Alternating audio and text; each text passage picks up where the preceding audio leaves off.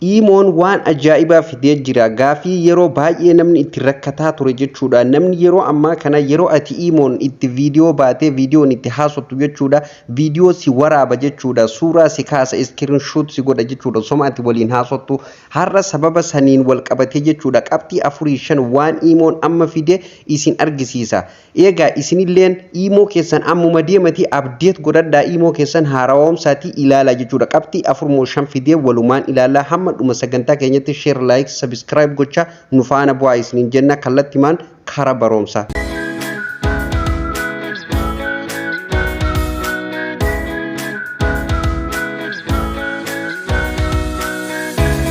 Tole hordoftoota fi kabajamtoota yeroo tokkoof Imoo keessan kana keessa ni seentu ni fakkeenyaaf qulfiin irraa bane amma as keessa yeroo seentan kunoo profaayila keessan kanarratti yeroo tokkoof kilik gootu sana booda maal gootu amma bakka security and privacy bakka jettu kanarratti yeroo tokkoof ni cuqaastu. Kunoo asirratti ni argitan waa baay'ee fide jechuudha. Chaatii garagaraa nama Imoon isinitti bilbilu akkamitti akka ifirraa itti dhoowwuu dandeessanii fi barreeffama isin namaaf ergitan yookaan suuraalee garagaraa isin namaaf ergitan sa'aat akka keessatti yookaan sa'aat 24 keessatti akka nama san bira leebbatu jechuudha. Incitii keessan waa hedduu security addaati Imoon jechuudha. Kanaafuu chat and call privacy bakka jettu kanarratti yeroo tokkoof ni cuqaastu jechuudha. Waan haaraan kunoo asirratti dhufe jechuudha. Kunoo akkuma argitan kan tokkoffaa fi kan lammaffaa kana dhiistanillee ni dandeessanii maaliif kan tokkoffaa kun fakkeenyaaf asirratti amma fakkeenyaaf sa'aatii kan wanti isin namaaf ergitan sa'a meeqatti yookaan guyyaa meeqatti akka nama biraa badu barbaadda kan jedhu feetan guyyaa tokko guyyaa 7 guyyaa 30 akkas hunda jedhee jira isin kan barbaadan irra kaa'attanii ani ammaaf tokkomarra kaa'adde isuma kanarra kaa'adde adiisu sana booda xiyya kanaan of duuba deebitu jechuudha. Tolee egaa gana gootanii amma immoo isa sadaffaa kana wanti guddaan jechuudha kan isin barbaachisu qabxii 3 kana kunoo block screenshot for chat blockii fi screenshootii nama isin godhu jechuudha. Nama screenshootii osoo isin waliin haasawutti jirtanu screenshoot isin godhu yookaan barreeffama garagaraa jechuudha kan isin itti ergitan jechuudha. Waan tokko akka inni gadi buufatu hin dandeenye achumarratti dubbiseetuma dhiisa malee gadi buusuu hin danda'u, daawunlood godhuu hin danda'u, screenshot godhuu hin danda'u jechuudha. Kaameeraalleen wama tokko screenshot isin godhuu hin danda'u jechuudha. Kanaafuu amma asirratti block screenshot for chats bakka jedhu kanarratti yeroo tokkoof kilik gootu sana booda kunoo akkanatti block screenshot for chats bakka jedhu kana amma isa kana yoo akkanatti bantan abbaan fedheewu jechuudha. Imoo keessan yeroo isin kaameeraan itti haasoftan screenshot isin godhuu danda'a, barreeffama isin itti ergitanillee daawunlood gadi godhuu danda'a jechuudha. Screenshot illee ni godha barreeffamallee jechuudha. Kanaafuu isin maal gootanu akkanatti magarreessa osoo hin taane ni cuftan kana ofirraa. Kana eega akkanatti cuftan namni tokko screenshot isin godhuu hin danda'u jechuudha. Tole qabxii sadaffaa lammaffaattiin isin darbisa. Qabxii sadaffaa jechuun kiyya dhiifama.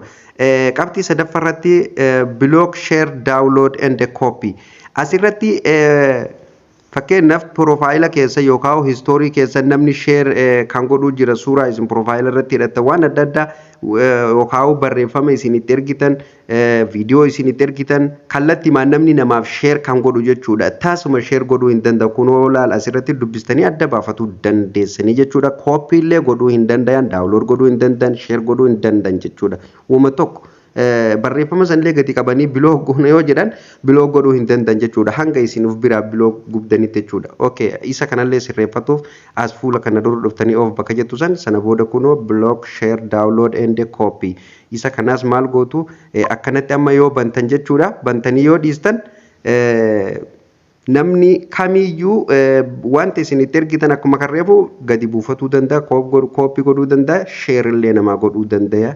Sirriitti isiniif gala jedhee yaada. Tole ani ammaaf cufeetiin keessaa ba'a isinillee akkasitti cuftanii keessaa baatan jechuudha. Tole amma kan itti aanu kan gadii kana jechuudha.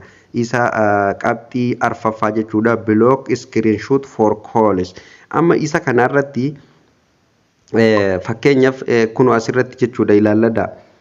Block screenshot calls isa jedhu kanarratti illee namni fakkeenyaaf yeroo isin kaameeraan itti haasoftan tasuma jechuudha mute isin godhuu hin danda'u.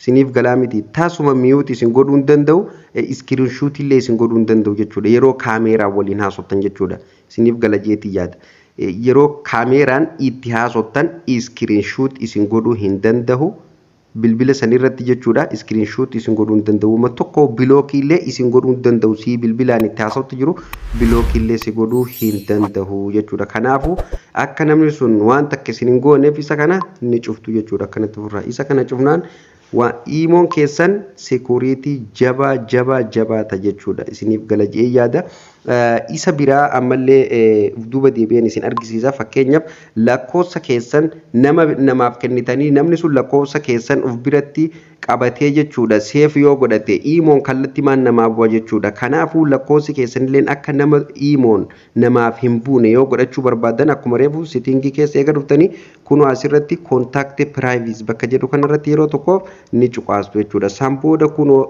isa tokkoffaa kanarratti phone number bakka jedhu kana isa kana yoo akkanatti amma kiyya cufee jechuudha amma yoo akkana cuftan taasuma bilbilli keessan nama bira jiru nama birallee yoo jiraate namni seef godhellee yoo jiraate inuma imoon gadi hin buuf jechuudha kanaafu namni adda addaa isin shawwaduuf yoo lakkoofsa keessan akka tasaa godhee yookaan isin shawwadee isin irraa fuudhee seef godhee imoon gadi bu'aaf waan ta'eef isin fedhii yoo hin qabaanne hanga isin hayyamtaniitti akka namni saniif seef ta'ee imoon hin buuneef yoo barbaadan isuma kana akkanatti cuftanii jechuudha isa kana yoo akkanatti banaa gootanii dhiistanii namni akka barbaadeetti yeroo lakkoofsa isinirraa fudhate imoon ufumaan gadi buutiif jechuudha eegaa hordoftoota fi kabajamtoota akka isiniif galuu abdiin qaba kunoo akka keessattillee waa baay'eetu jira jechuudha as keessalleen qabxii barbaadan ifirraa cufuu dandeessu dubbistanii adda baafatanii nama yeroon kiyya daangessuuf deema waan ta'eef akkanatti sirreeffatuu ni dandeessanii waa hedduutu akka keessa jira kunoo imo id tu jira profile share tu jira koodii tu jira storage jira private group tu jira public group tu jira waa hedduu waa baay'eetu akka keessa jira jechuudha channel jira waan barbaadan ofirraa cuftanii kan barbaadan banachuu ni dandeessaniin isiniin jaa hordoftootaaf kabajamtoota kiyya eegaa imoon yeroo ammaa kana security ajaa'ibaa ta'ee jira security addaatii kan imoon qabatee dhufe barnoota itti aanu keessatti immoo imo keessan akkamitti namni isin waliin akka itti fayyadamaa jiruu fi itti fayyadamaa hin jirre akkamitti akka ofirraa ilaaltanii fi family guard waan jedhamu akkamitti akka isa sanillee godhatan waanuma hundaa'u imo irratti akka itti sirreeffatu itti dandeessan karaa salphaa ta'een jechuudha karaa isiniif galuun akka isiniif galuutti isiniif qabadhee irratti hojjedhee kan isiniif dhiyaadhu ta'a barnoonni har'aaf qabadheelleen asuma irratti raawwata barnoota yeroo itti aanutiin hanga walitti deebinutti turtii gaarii